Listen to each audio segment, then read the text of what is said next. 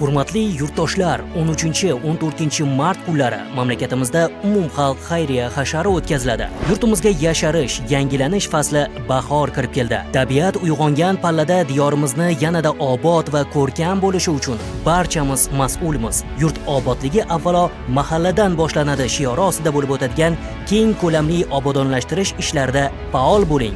Zero hashar bu hamjihatlik, birdamlik va mehr-oqibat timsolidir.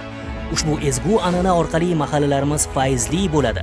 Eng muhimi qalblar birlashadi. Hashar kunlari mahallalar, ko'p qavatli uylar va hovlilar atrofi tartibga keltiriladi.